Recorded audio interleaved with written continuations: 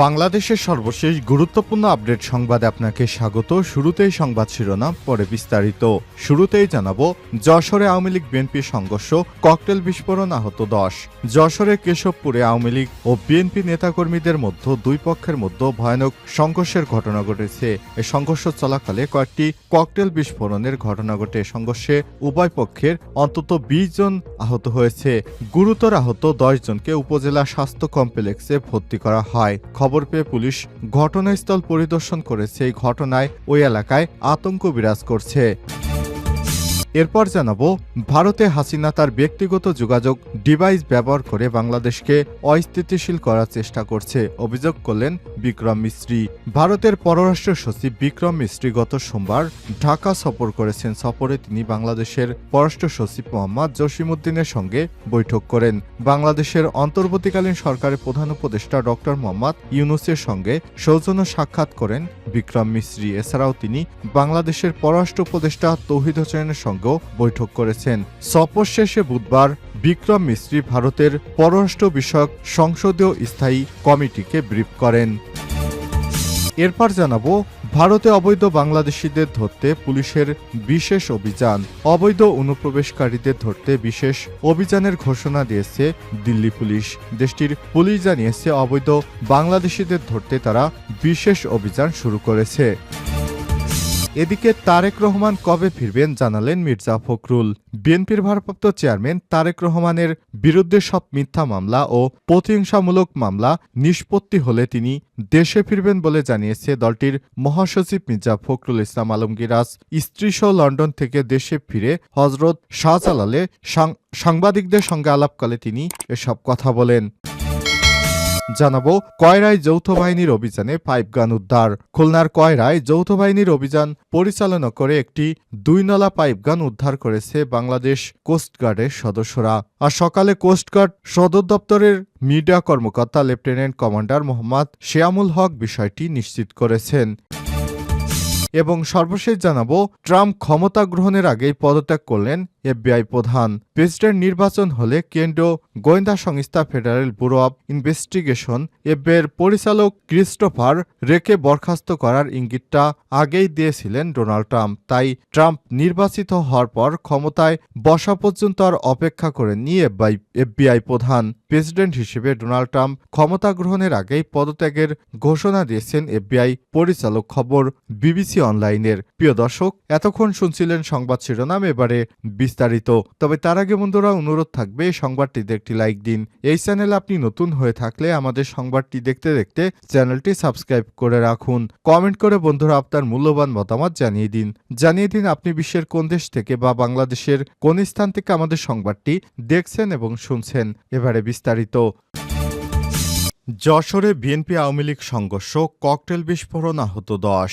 যশোরের কেশবপুরে আওয়ামী লীগ ও বিএনপির নেতাকর্মীদের দুই পক্ষের মধ্যে সংঘর্ষের ঘটনা ঘটেছে। সংঘর্ষ চলাকালে কয়েকটি ককটেল বিস্ফোরণের ঘটনা ঘটে। সংঘর্ষে উভয় পক্ষের অন্তত 20 জন আহত হয়েছেন। আহতদের মধ্যে 10 জনকে উপজেলা স্বাস্থ্য কমপ্লেক্সে ভর্তি করা হয়েছে। খবর পেয়ে পুলিশ ঘটনাস্থল পরিদর্শন করেছে। এই ঘটনায় ওই এলাকায় আতঙ্ক বিরাজ করছে। বুধবার 11 ডিসেম্বর সন্ধ্যায় উপজেলার শুক্লাকাঠি ইউনিয়নের কলাগাছি বাজারে উপজেলা মৎস্যজীবী লীগের সভাপতি ও শুক্লাকাঠি ইউনিয়ন পরিষদের চেয়ারম্যান এস এম মঞ্জুরের সমর্থক এবং ইউনিয়ন বিএনপি নেতাকর্মীদের মধ্যে সংঘর্ষের ঘটনা ঘটে। পুলিশ এবং স্থানীয়রা জানায়, গত 5 আগস্ট আওয়ামী লীগ সরকার পতনের পর উপজেলা মৎস্যজীবী লীগের সভাপতি ও শুক্লাকাঠি ইউনিয়ন চেয়ারম্যান এস এম মঞ্জুর কার্যালয়ে যেতে পারছিলেন না। তাকে বিএনপি নেতারা অবাঞ্ছিত ঘোষণা করে। বুধবার সকালে চেয়ারম্যান এস এম মঞ্জুর তার সমর্থকদের নিয়ে ইউনিয়ন পরিষদ অফিস করতে যান। সেখানে স্থানীয় বিএনপি নেতারা তাকে বাধা দেয়। সময় দুই পক্ষের মধ্যে উত্তপ্ত পরিস্থিতি সৃষ্টি হলে ঘটনাস্থলে পুলিশ এসে শান্ত করে। পরে সন্ধ্যায় আবারও ইউপি চেয়ারম্যান মঞ্জুর তার সমর্থকদের নিয়ে পরিষদে আসলে বিএনপি নেতাদের সঙ্গে সংঘর্ষের ঘটনা ঘটে। সংঘর্ষের সময় কয়েকটি যানবাহন ভাঙচুর করা সহ ককটেল বিস্ফোরণ ঘটিয়ে এলাকায় আতঙ্কের সৃষ্টি করা হয়েছে। সুফলাকাটি ইউনিয়ন বিএনপির সভাপতি জি এম মহিউদ্দিন মহিউদ্দিন জানান, ইউপি চেয়ারম্যান মঞ্জুর রহমানের লোকজন আতর্কিত হামলা চালিয়ে বিএনপি এবং ছাত্রদলের নেতাকর্মীদেরকে আহত করে। এ সময় তার কলাগাছি বাজারের ব্যক্তিগত অফিস ভাঙচুর করে। সুপোলাকাঠি ইউপি চেয়ারম্যান এস এম মঞ্জুর রহমানের মুঠোফোনে একাধিকবার কল করা হলেও বন্ধ পাওয়া যায়। তার বক্তব্য নেওয়া সম্ভব হয়নি। তবে হাসপাতালে চিকিৎসাধীন তার সমর্থকরা জানিয়েছে, তাদের উপর প্রতিপক্ষরা আগে হামলা করেছে। হামলায় তাদের বেশ কয়েকজন আহত হয়েছেন। ভারতে হাসিনা তার ব্যক্তিগত যোগাযোগ ডিভাইস ব্যবহার করছেন বললেন বিক্রম মিস্ত্রি। ভারতের পররাষ্ট্র সচিব বিক্রম মিস্ত্রি গত সোমবার ঢাকা সফর করেন। সফরে তিনি বাংলাদেশের পররাষ্ট্র সচিব মোহাম্মদ জসিমউদ্দিনের সঙ্গে বৈঠক করেছেন। বাংলাদেশের অন্তর্বর্তীকালীন সরকারের প্রধান উপদেষ্টা ড মোহাম্মদ ইউনূসের সঙ্গে সৌজন্য সাক্ষাৎ করেন বিক্রম মিস্ত্রি। এছাড়াও তিনি বাংলাদেশের পররাষ্ট্র উপদেষ্টা তৌহিদ হোসেনের সঙ্গেও বৈঠক করেন। সফর শেষে বুধবার 11 ডিসেম্বর বিক্রম মিস্ত্রি ভারতের পররাষ্ট্র বিষয়ক সংসদীয় স্থায়ী কমিটিকে ব্রিফ করেন। ব্রিফিংয়ে বিক্রম মিস্ত্রি বলেন, বাংলাদেশের অন্তর্বর্তীকালীন সরকারকে নিয়ে ক্ষমতাচ্যুত প্রধানমন্ত্রী শেখ হাসিনার সমালোচনা ভারত অনুমোদন করে না। ভারত বাংলাদেশ সম্পর্ক একটি অস্বস্তিতে রয়ে গেছে। ভারতের পররাষ্ট্র সচিব বলেন, বাংলাদেশের সঙ্গে ভারতের সম্পর্ক কোনো একক রাজনৈতিক দল বা একক কোনো ব্যক্তির সঙ্গে সীমাবদ্ধ নয়। বাংলাদেশের জনগণের সঙ্গে সম্পর্ককে গুরুত্ব দেয় ভারত। তারা বাংলাদেশের বর্তমান সরকারের সঙ্গে কাজ করবে। বিক্রম মিস্ত্রি বলেন, শেখ হাসিনা তার মন্তব্যের জন্য ব্যক্তিগত যোগাযোগ ডিভাইস ব্যবহার করেছে। ভারত সরকার তাকে, অর্থাৎ শেখ হাসিনা, এমন কোনো প্ল্যাটফর্ম বা সুযোগ সুবিধা দেয়নি ভারত, যা দিয়ে তিনি ভারতের মাটিতে বসে রাজনৈতিক কর্মকাণ্ড চালিয়ে যেতে পারেন। এটি তৃতীয় কোনো দেশের অভ্যন্তরীণ বিষয় ভারতের হস্তক্ষেপ না করার ঐতিহ্যগত রীতির অংশ।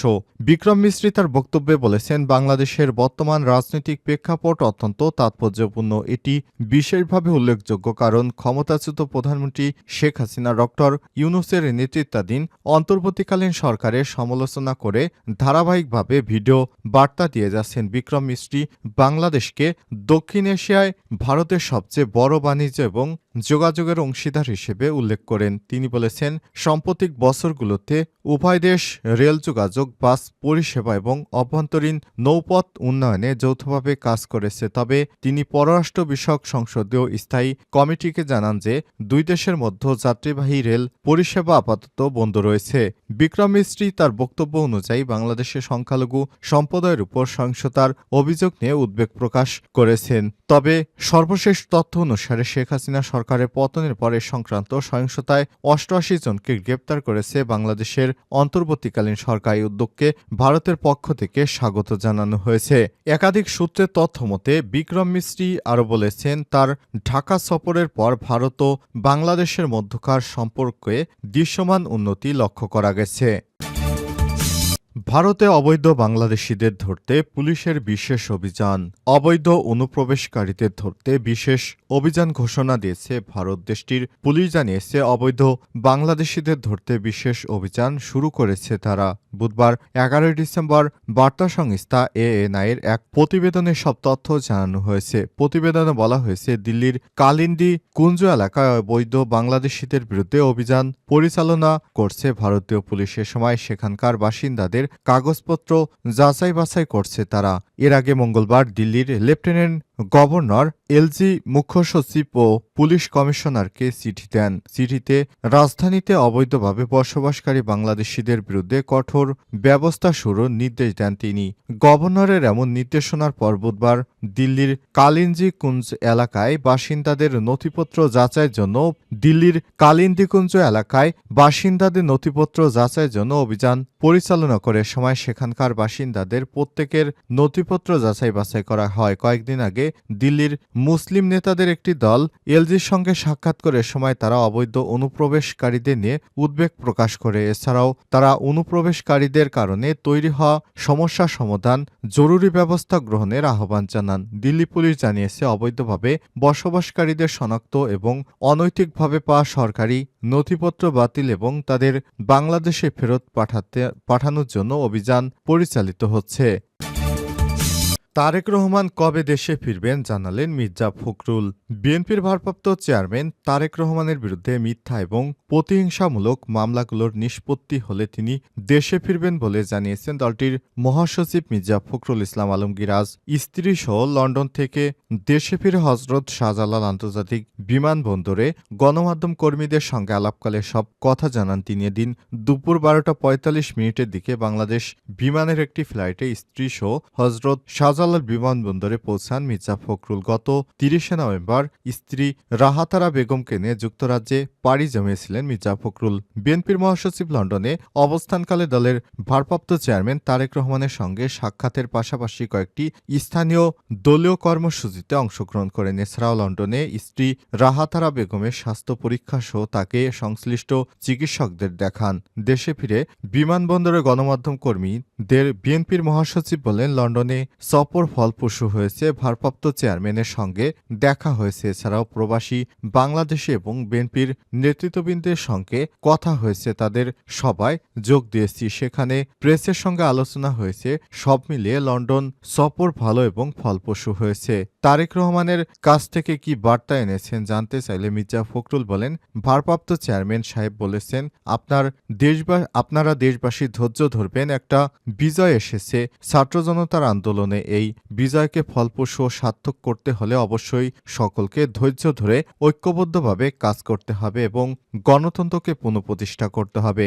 বিএনপির ভারপ্রাপ্ত চেয়ারম্যান কবে নাগাদ দেশে ফিরতে পারেন এমন প্রশ্নে তিনি বলেছেন, আপনারা জানেন ওনার বিরুদ্ধে অনেক মিথ্যা এবং প্রতিহিংসামূলক মামলা রয়েছে, সেগুলো প্রত্যাহার হলে বা আদালতের মাধ্যমে শেষ হলে তিনি দেশে ফিরবেন।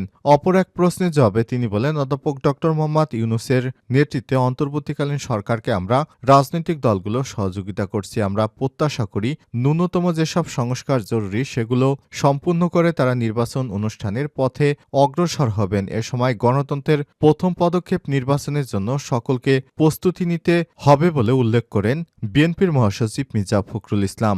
এদিন বিমানবন্দরে বিএনপির মহাসচিবকে অভ্যর্থনা জানাতে উপস্থিত ছিলেন বিএনপির নেতা ফরহাদ হোসেন আজাদ, আবু মোহাম্মদ আহসান ফিরোজ, সাদি আহমেদ এবং বিএনপি মিডিয়া সেলের সদস্য সাইরুল কবির খান প্রমুখ।